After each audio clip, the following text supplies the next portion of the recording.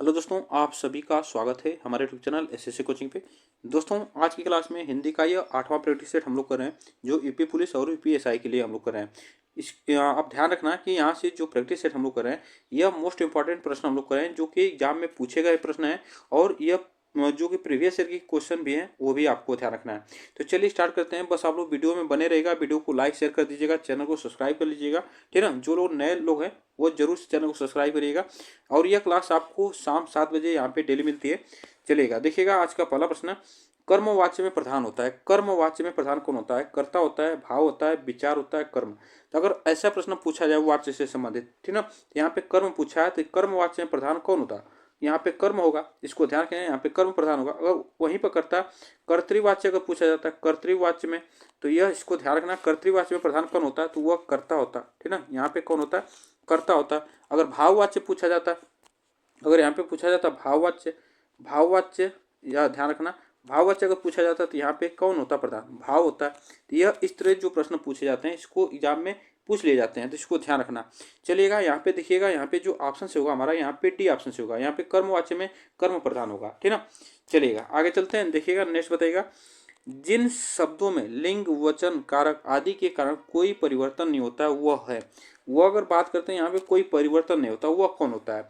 क्रिया कहलाता है, वचन कहलाता है, अव्यय कहलाता है, वाच्य कहलाता है। इसको ध्यान रखना। जिसमें क्या होता है, लिंग, वचन, कारक आदि के कारण कोई परिवर्तन नहीं होता है, तो इसमें क्या कहलाता है हमारा? वह कहलाता है अव्यय, ठीक ना, अव्यय कहलाता है, जिसे हम लोग कहते हैं अविकारी शब्द, ठीक ना, अविकारी, अविकारी शब्द कहते हैं।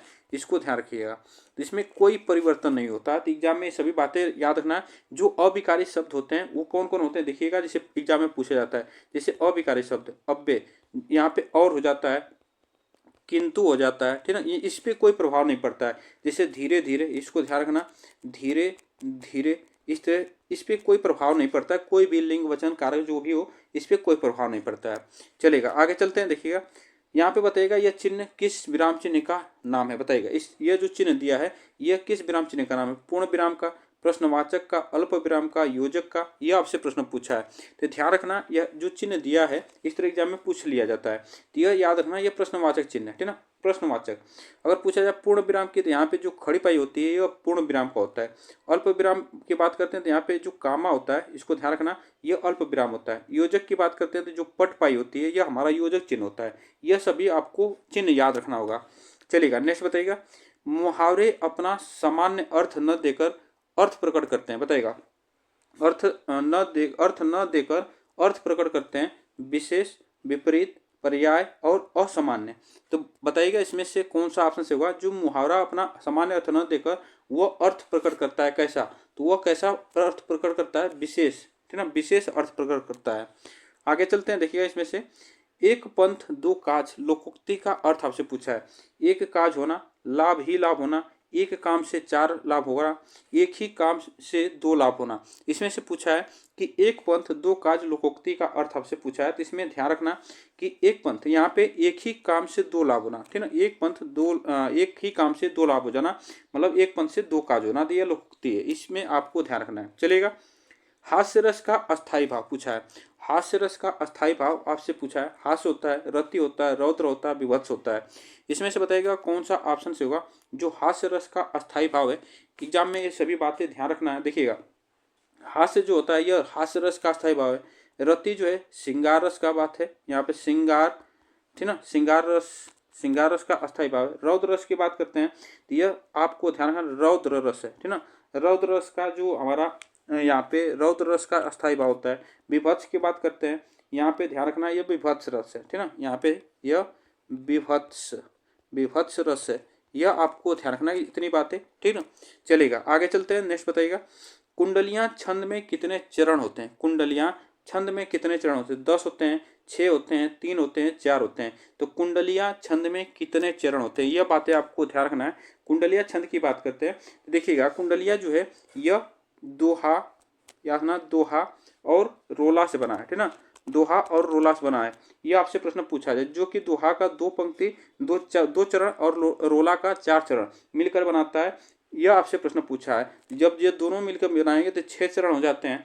यह एग्जाम में पूछा जाता है। अगर बात करते हैं कि जो हमारे कुंडलियाँ हैं, इसमें अगर मात्रा पूछा जाता है तो इसमें प्रत्येक चरण में, याद रखना, प्रत्येक प्रत्येक चरण में 24 मात्राएं होती हैं, ठीक है ना। 24 मात्राएं होती हैं प्रत्येक चरण में। तो यह बातें आपको ध्यान रखना, एग्जाम में सभी बातें याद रखना होगा।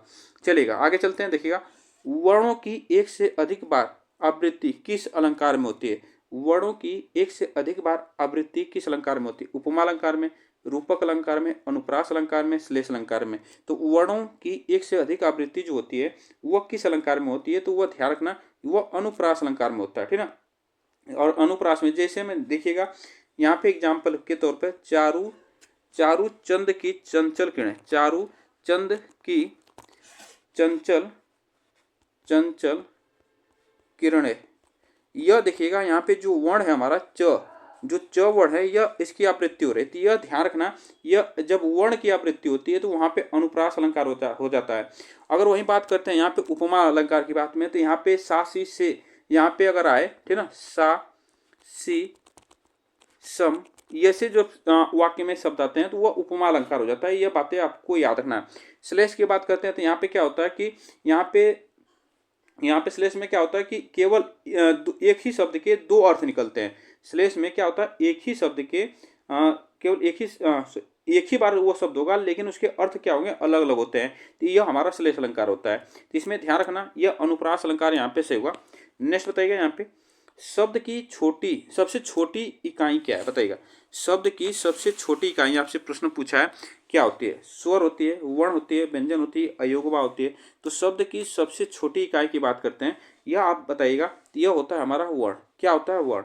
अगर बात करते हैं स्वर, तो स्वर की बात करते हैं 11 स्वर होते हैं। ये भी आपसे प्रश्न पूछ लिया जाता है, तो ये बातें आपको ध्यान रखना है। चलेगा, तपस्वी का स्त्रीलिंग बताइएगा। इसमें से तपस्वी का स्त्रीलिंग क्या होगा? तपस्विनी होगा, तपसी होगा, तापसी होगा, तपस्या होगा। तो तपस्वी का स्त्रीलिंग आपसे पूछा है तो क्या होता है, इसमें से बताइएगा। ऑप्शन इसमें कौन सा से होगा? तो देखिएगा, अगर बात करते हैं तो इसमें जो ऑप्शन से होगा, ये ऑप्शन यहाँ पे से होगा, तपस्विनी, ठीक ना। तपस्वी का स्त्रीलिंग तपस्विनी होता है। चलिए आगे चलते हैं। देखिएगा, नेक्स्ट क्वेश्चन है, आप देखिएगा, आचार्य का पुल्लिंग शब्द होता है। बताइए, आचार्य, गुरु होगा, आचार्य होगा, शिक्षक होगा, आर्य होगा। तो आचार्य का पुल्लिंग आपसे पूछा है, इसमें से कौन सा ऑप्शन से होगा? आचार्य का पुल्लिंग पूछा है। देखिएगा, आचार्य जो शब्द है यह स्त्रीलिंग है, ठीक ना। यह आपको ध्यान रखना है, यह स्त्रीलिंग है, स्त्रीलिंग शब्द है, यह आप ध्यान रखना, स्त्रीलिंग शब्द है। यहाँ पे आचार्य जो होता है, यहाँ पे यह पुल्लिंग होता है, आचार्य। ऑप्शन बी यहाँ पे से होगा, आचार्य हमारा पुल्लिंग होता है। नेक्स्ट बताइएगा, पुस्तक रखी है, वाक्य में वचन है। पुस्तक रखी है, एक वचन है, बहुवचन है, द्विवचन है, त्रिवचन है। तो पुस्तक रखी है, वाक्य में कौन सा वचन है, यह आपसे प्रश्न पूछा। देखिएगा, पुस्तक पूछा है, सिर्फ पुस्तक, तो इसको ध्यान रखना। अगर पुस्तक जो है, यह देखिएगा एक वचन है, एक वचन, पुस्तक जो है हमारा एक वचन है। और रखी है, इसको ध्यान रखना है, रखी जो है क्रिया जो है कि यह एक वचन के अनुसार ही चेंज होगी, वह वचन होगा उसी के अनुसार चेंज होती है। तो यहाँ से पूछा है तो यहाँ पे ध्यान रखना, एक वचन होगा। चलेगा, आगे चलते हैं। नेक्स्ट बताइएगा, यहाँ पे शिक्षक ने पाठ पढ़ाया, किस कारक का प्रयोग है? शिक्षक ने पाठ पढ़ाया किस कारक का प्रयोग हुआ है? करण कारक का, कर्ता कारक का, कर्म कारक का, आपादान का। तो बताइएगा, इसमें से कौन सा ऑप्शन से होगा? शिक्षक ने पाठ पढ़ाया, इसमें से पूछा है कारक, इसमें ध्यान रखना, यहाँ पे कर्ता कारक का, ठीक ना। कर्ता ने, यहाँ पे जो ने शब्द आ रहा है, यहाँ पे कारक चिन्ह यह कर्ता ने, तो यहाँ पे कर्ता कारक का प्रयोग हुआ है।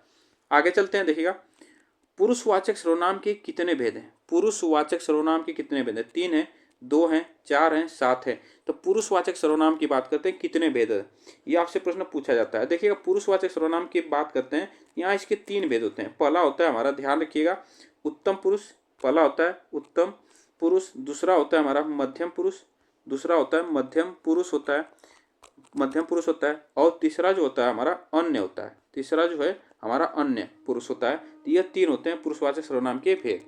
नेक्स्ट बताइएगा, यहाँ पे विशेषण के मुख्यतः कितने भेद हैं? विशेषण के मुख्यतः कितने भेद होते हैं, ये आपसे पूछा है। 3 भेद होते हैं, 4 भेद होते हैं, 6 भेद होते हैं, 2 भेद होते हैं। तो विशेषण की बात करते हैं, इसमें से देखिएगा, विशेषण जो होते हैं यह 6 भेद होते हैं, यहाँ पे विशेषण के 4 भेद होते हैं, ठीक ना।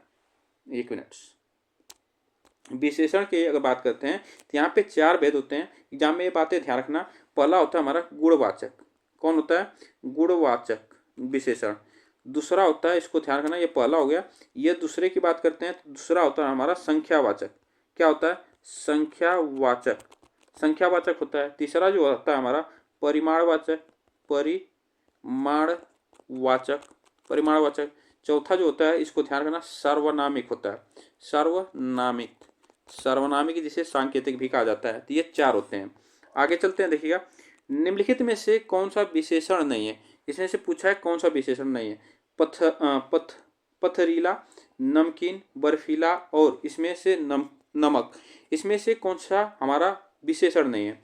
अगर बात करते हैं, जैसे देखिएगा यहाँ पे अगर पूछ लिया जाता है, यहाँ पे जो ऑप्शन होगा हमारा, देखिएगा, नमक। नमक जो है ये संज्ञा है। ये क्या है? संज्ञा शब्द है। संज्ञा शब्द में अगर हम यहाँ पे देखिएगा, यहाँ पे जो पत्थर है, ये अगर बात करते हैं, इसमें हम कौन सा प्रत्यय जुड़े हैं, तो यहाँ पे ध्यान रखना, ईला। ईला प्रत्यय इसमें जुड़ा है, ठीक ना, पथरीला में। नमकीन में, इसमें भी हमारा क्या है? ईन प्रत्यय जुड़ा है। कौन सा प्रत्यय? ईन प्रत्यय जुड़ा है। यहाँ पे हमारा ईला प्रत्यय जुड़ा है। तो यहाँ पे आप ध्यान रखना, पत्थर से मिलकर ईला प्रत्यय जुड़ा है तो हमारा पथरीला बन गया। नमक से यहाँ पे ईन प्रत्यय जुड़ गया तो नमकीन बन गया। बर्फ से अगर यहाँ पे ईला प्रत्यय जुड़ गया तो यहाँ पे बर्फीला बन गया है। तो ऐसे आपसे प्रश्न पूछा जाता है। इसमें जो ऑप्शन होगा हमारा डी चलेगा। नेक्स्ट बताइएगा, किसी कार्य को करने या होने का बोध कराने वाले शब्द कहलाते हैं। तो किसी कार्य को करने या होने वाले बोध कराने वाले शब्द को क्या कहते हैं? काल कहते हैं, संज्ञा कहते हैं, क्रिया कहते हैं और विशेषण कहते हैं। तो आप ध्यान रखना, किसी कार्य को करने या होने का बोध हो जहाँ पे, वो आपसे प्रश्न पूछा है तो उसको क्या कहते हैं बताइएगा? उसको हम कहते हैं क्रिया, ठीक ना। उसको क्या कहते हैं? क्रिया कहते हैं। सॉरी यहाँ पे, हाँ सॉरी, हाँ सही है। यहाँ पे इसमें जो ऑप्शन से होगा, यहाँ पे हमारा सी ऑप्शन से होगा, ठीक ना। इसको ध्यान रखना, क्रिया यहाँ पे कहते हैं। जैसे में आप ध्यान रखिएगा, क्रिया क्या होता है, एग्जाम में पूछ लिया जाता है। पढ़ना, ठीक ना, पढ़ना क्रिया है। लिखना, ठीक ना, लिखना, इसको ध्यान रखना। वैसे ही हमारा खाना, खोना, यह हमारा क्या? सभी क्रिया है। होना, यह सभी क्या है? हमारा क्रिया है। इस तरह जो आपको ध्यान रखना है, इतनी बातें, ठीक ना, चलेगा। निम्न में से क्या काल कहलाता है? काल क्या काल कहलाता है? क्रिया के घटित होने का समय, क्रिया का सामान्य रूप, क्रिया का मूल रूप, क्रिया का पूर्ण रूप। इसमें से बताइएगा कौन सा ऑप्शन से होगा क्या काल कहलाता है, ठीक ना। इसमें से पूछा है तो क्या काल कहलाता है, एग्जाम में बातें ध्यान रखना। तो यह क्रिया की घटित होने का समय जो कहलाता है वह काल कहलाता है। नेक्स्ट आगे चलते हैं, देखिएगा, संस्कृत भाषा से हिंदी में बिना परिवर्तन के प्रयुक्त होने वाले शब्द क्या कहलाते हैं? जब संस्कृत से भाषा से सीधे हिंदी में परिवर्तन हो जाए, जब वो डायरेक्ट आ जाते हैं तो उसको हम क्या कहते हैं? तद्भव शब्द कहते हैं, तत्सम कहते हैं, देशज कहते हैं, विदेश। देखिएगा, जब हम किसी संस्कृत भाषा से कोई शब्द आता है हमारा, तो उसको अपनी बोलचाल की भाषा में अगर हम चेंज कर देते हैं तो वह तद्भव शब्द कहलाता है, ठीक ना। वो तद्भव कहलाता है। अब इसमें जो हमारा जो संस्कृत से अगर डायरेक्ट शब्द वहीं आता है तो वो हमारा तत्सम कहलाता है। देशज जो भाषा होती है, देशज जो शब्द होता है, वो अपनी भाषा में हम उसको जैसे बोलते हैं वो देशज भाषा होती है। और विदेशी जो शब्द होते हैं वो उसमें जो हमारी जो विदेशी भाषा होती है उससे जो शब्द आते हैं, जैसे स्कूल, ठीक ना, स्कूल होता है। स्कूल हम लिखेंगे तो ये हमारा क्या? विदेशी शब्द है। तो यह आपको ध्यान रखना है। हॉस्टल, ठीक ना, हॉस्टल, यह हमारा क्या? हॉस्टल, यह सभी हमारा क्या है? विदेशी शब्द है। आगे चलते हैं, निम्नलिखित में से तद्भव शब्द कौन सा है? निम्नलिखित में से तद्भव शब्द बताइएगा। ग्राम है, अश्रु है, सूर्य है, माथा है। तो इसमें से तद्भव शब्द पूछा है, यह बताइएगा ऑप्शन इसमें कौन सा सही होगा। देखिएगा, अगर बात करते हैं तद्भव, ठीक ना, तद्भव शब्द की बात करते हैं। जो ग्राम शब्द है इसका हम तद्भव बनाते हैं। अगर यहाँ पे हम इसका तद्भव बनाते हैं तो क्या बनता है? इसका गांव बनता है, ठीक ना, इसका तद्भव गांव बनता है। यह जो कि हमारा तत्सम शब्द है। अश्रु, अश्रु का जो अगर बात करते हैं तो यहाँ पे आंसू हो जाता है। क्या होता है? आंसू, यह हमारा तद्भव होता है। जो अश्रु जो है हमारा, यह तत्सम है। सूर्य की बात करते हैं, सूर्य जो हमारा तत्सम शब्द है, इसका हम तद्भव बात करते हैं तो सूरज होता है। कौन होता है? सूरज होता है। तो यह इसको ध्यान रखना। जो माथा शब्द है, माथा, यह हमारा तद्भव है, ठीक ना। इसमें पूछा है तो यही हमारा तद्भव है। और इसका जो तत्सम बनता है वो मस्तक बनता है। क्या बनता है? मस्तक। नेक्स्ट याद चलिएगा, समान अर्थ बताने वाले शब्द क्या कहलाते हैं? समान अर्थ बताने वाले शब्द क्या कहलाते हैं? विलोम शब्द कहलाते हैं, अनेकार्थी शब्द कहलाते हैं, पर्यायवाची शब्द कहलाते हैं, सामान्य शब्द कहलाते हैं। तो समान अर्थ बताने वाले शब्द क्या कहलाते हैं, यह आपसे प्रश्न पूछा है। देखिए, अगर समान अर्थ शब्द बताने वाले की बात करते हैं तो वो हमारा पर्यायवाची शब्द कहलाता है। क्या कहलाता है? पर्यायवाची शब्द, ठीक ना।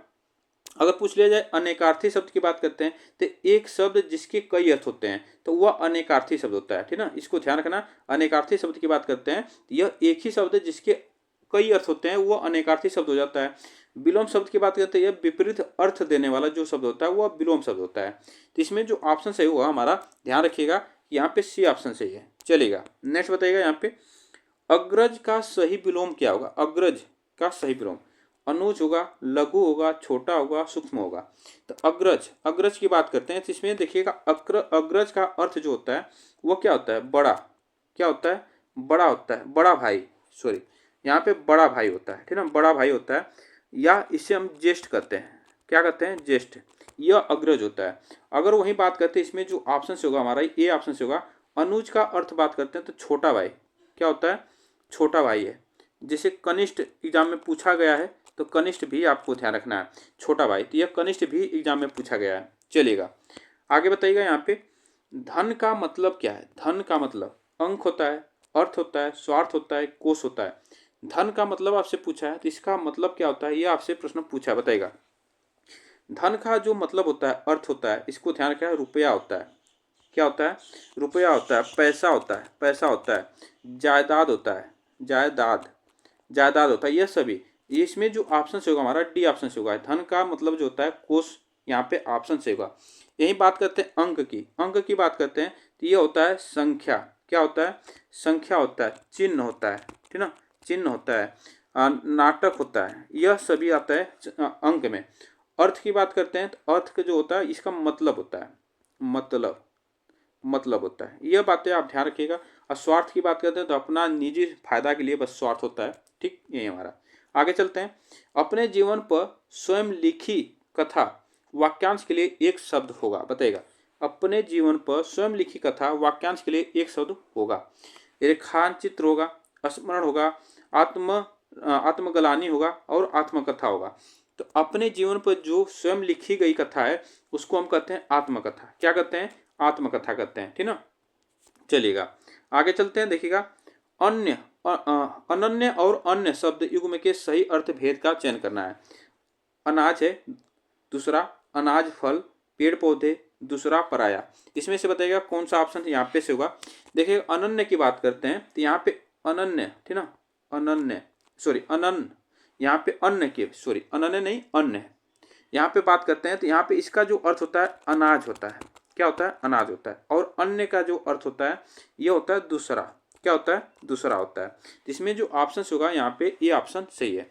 चलेगा नेक्स्ट बताइएगा, यहाँ पे निर्गुण शब्द में उपसर्ग है, बताइएगा। इसमें से निर्गुण शब्द में उपसर्ग बताइएगा। इसमें से बताइएगा निर्गुण शब्द का उपसर्ग। अगर इसमें उपसर्ग पूछा है तो यह ध्यान रखिएगा, इस यह बना शब्द है, किससे बना है तो इसको भी आपको ध्यान रखना। तो यह बनता है निर प्लस गुण, ठीक ना, निर प्लस गुण, इससे बनता है। यहाँ पे जो निर शब्द है इसको ध्यान रखना है, ये उपसर्ग है। तो ऑप्शन यहाँ पे हमारा सी सही होगा। चलेगा आगे चलते हैं, देखिएगा खिलौना शब्द में मूल शब्द बताइएगा। खिलौना, खिलौना शब्द में मूल शब्द खिल, खेला, औना, ना, इसमें से मूल शब्द पूछा है तो क्या बनेगा, यहाँ पे मूल शब्द आप ध्यान रखना खेल बनेगा, ठीक ना, खेल बनेगा। इसमें प्रत्यय जुड़ा है तो प्रत्यय जुड़कर बना है, इसमें प्रत्यय औना जुड़ा है, ठीक ना, प्रत्यय औना जुड़ा है तो यह मिलकर बनाता है खिलौना। तो ऑप्शन यहाँ पे बी से होगा। चलेगा नेक्स्ट देखिएगा, स्वर संधि में किसका मेल होता है। स्वर संधि में किसका मेल होता है, स्वरों का, व्यंजनों का, शब्दों का, मात्राओं का। तो इसमें से बताइएगा स्वर संधि में किसका मेल होता है। तो स्वर संधि में क्या होगा, स्वरों का मेल होगा, यह आप ध्यान रखिएगा। जैसे में विद्या, याद ना, विद्या धन आलय, विद्या धन आलय, यह विद्यालय बन जाता है। तो इसमें देखिएगा यहाँ पे आ जुड़ा है प्लस अ जुड़ा है, आ जुड़ा है, तो यहाँ पे आ मिलकर क्या बनता है, हमारा स्वर संधि बनाता है। तो यह यही हमारा ऑप्शन सही होगा। चलेगा आगे चलते हैं, उन्होंने कहा जाना है वाक्य में किस प्रकार की अशुद्धि है। उन्होंने कहा जाना है वाक्य में किस प्रकार की अशुद्धि है, यह आपसे प्रश्न पूछा है। सर्वनामिक संबंधी, संज्ञा संबंधी, क्रिया संबंधी और विशेषण संबंधी। तो उन्होंने कहा जाना है वाक्य में किस प्रकार की अशुद्धि है, तो यह बातें आप ध्यान रखिएगा। यहाँ पे जो ऑप्शन होगा यहाँ पे सर्वनामिक संबंधी, यहाँ पे ठीक ना, यहाँ पे सर्वनामिक, यहाँ पे बनेगा हमें उन्हें, याद ना क्या बनेगा, उन्हें कहाँ, उन्हें कहाँ जाना है, यह बनेगा, ठीक ना। तो इसमें जो हमारा सर्वनाम संबंधी अशुद्धि है। आगे चलते हैं, देखिएगा। समासिक पद को तोड़ना कहलाता है। समासिक पद को तोड़ना क्या कहलाता है? संधि कहलाता है, समास कहलाता है, समास विग्रह कहलाता है, समास विच्छेद कहलाता है। इसमें से बताएगा समासिक पद को तोड़ना वह क्या कहलाता है। अगर बात करते हैं तो उसको हम कहते हैं, समासिक पद को तोड़ना समास विग्रह कहलाता है। उसको हम क्या कहते हैं? समास विग्रह। नेक्स्ट नेक्स्ट बताइएगा यहाँ पे, उर्वशी किसकी रचना? उर्वशी किसकी रचना? इसमें से बताइएगा कौन सा ऑप्शन यहाँ पे से होगा। राम वृक्ष बेनीपुरी की, रामधारी सिंह दिनकर की, सियाराम शरण की और अज्ञे की। तो उर्वशी की बात करते हैं, एग्जाम में पूछा गया है। तो उर्वशी जो है यह रामधारी सिंह दिनकर की है, ठीक ना। उर्वशी जो है रामधारी सिंह दिनकर की है। इनकी और कुछ रचनाएं वो भी ध्यान रखिएगा। जिसे पूछा जाता है रेणुका, क्या पूछा जाता है? रेणुका पूछा जाता है। कुरुक्षेत्र, कुरुक्षेत्र इनकी रचना है रामधारी सिंह दिनकर की। रश्मि रथी, यह ध्यान रखना, रश्मि रथी रामधारी सिंह दिनकर की है। और एक रचना इनकी परशुराम की प्रतीक्षा, और महत्वपूर्ण बहुत से रचना है। इसको भी जो मेन है इसको आप लोग ध्यान रखिएगा। आगे चलते हैं, देखिएगा। कौन सी कृति महादेवी वर्मा की है? कौन सी कृति महादेवी वर्मा की? यह आपसे प्रश्न पूछा है। देखिएगा, निहारिका, साकेत, कमायनी और प्रिय प्रवास, इसमें से पूछा महादेवी वर्मा की रचना। तो ये महादेवी वर्मा की जो रचना है इसको ध्यान रखना, निहारिका। इनकी रचना है रश्मि, याद ना, रश्मि पूछी जाती है। इनकी रचना है निर्जा, इन्हीं की रचना है। सांध्य गीत, याद ना, सांध्य गीत पूछी जाती है, यह महादेवी वर्मा की रचना है। यामा ये इन्हीं की रचना है। यह सब बातें आपको ध्यान रखना है, यह महादेवी वर्मा की रचना है। साकेत की बात करते हैं तो साकेत किसकी रचना है? तो मैथिली शरण गुप्त की, ठीक ना। मैथिली शरण गुप्त की रचना है, मैथिली शरण गुप्त की रचना है। कमायनी की बात करते हैं तो जयशंकर प्रसाद की, जयशंकर प्रसाद की है। प्रिय प्रवास की बात करते हैं तो प्रिय प्रवास यह हरिऔध की है, इसको ध्यान रखना, हरिऔध। इनका पूरा नाम आपसे पूछ लिया जाता है। तो इनका नाम है अयोध्या सिंह उपाध्याय हरिऔध। इनका यह पूरा नाम भी एग्जाम में पूछा गया है कई बार। इतनी बातें ध्यान रखना। इसमें जो ऑप्शन से होगा ये ऑप्शन सही है। तो बताइएगा, यह आज के लिए बस इतने ही प्रश्न हैं। आप बताइएगा ये प्रश्न कैसे लगे। वीडियो को आप लोग लाइक शेयर जरूर कर दीजिएगा, चैनल को सब्सक्राइब भी कर लीजिएगा साथ साथ। फिर मिलेंगे नेक्स्ट वीडियो में, तब तक के लिए थैंक यू सो मच आप सभी को।